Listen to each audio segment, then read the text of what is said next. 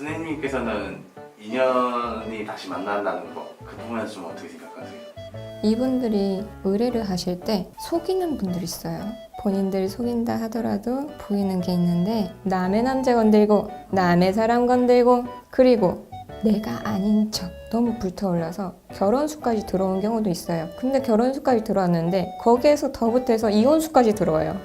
그러면 이제 처음부터 다시 조상이 올라왔고 이혼수는 안 됩니다.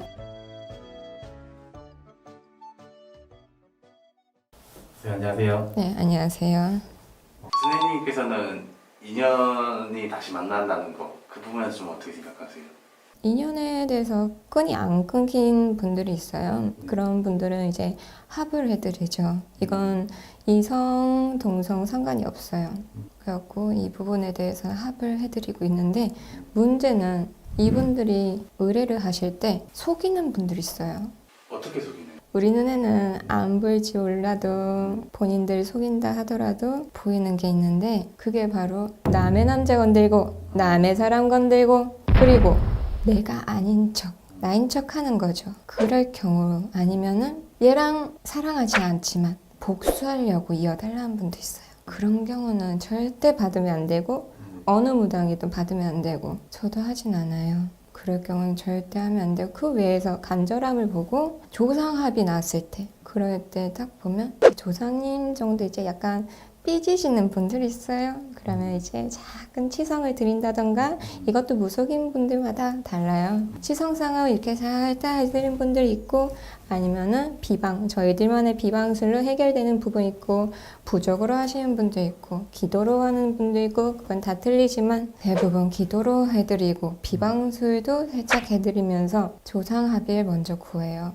양가 조상님한테 합의를 먼저 구한 다음에 이 자녀분들이, 후손분들이 너무 애절하게 사랑을 하는데 한 번만 눈 감고 이어주십시오. 아니면은 이어질 가능성 있으실까요? 아니면 생각 있으실까요? 하면은 좋다 하시는 분 있고 아니면은 그렇게 쌍판대기를 쌓아가지고 내가 끊어놨다고 아휴 그러면 이제 또 저희가 살금살금 빕니다. 이 청춘 남녀들 한 인생 사는 거 한 풀고 가는 게 좋지 않을까요? 이렇게 살금살금 빌고 맨날 빌면 그렇게 눈 감아 주시는 경우도 있는데 문제는 조상합을 할 경우 어디 가서 본인이 기도 올린 다음에 그 남자가 말이야 딱 걸려요. 왜냐면 조상님들이 촛불을 꺼버려요. 어디 감히 그 진실한 마음은 어디 가고 그러면 저희도 다시 연락을 드려요. 오늘 무슨 말 하셨냐? 그러면은 이제 아무 일 없다. 부정친 적 없다.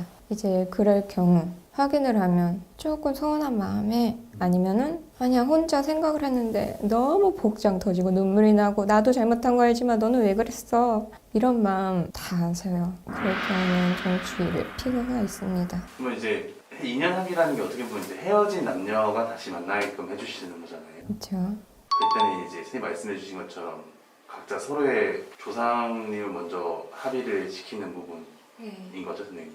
근데 이게 기도를 올리다 보면 묘한 흐름이 돼요. 분명 이 두 사람은 기도를 올리기 전후에 재회수는 있지만 기도 올리면 좀 더 만나요. 아니면 좀 더 기도를 했는데 나중에 너무 불타올라서 결혼수까지 들어온 경우도 있어요. 근데 결혼수까지 들어왔는데 거기에서 더 붙어서 이혼수까지 들어와요.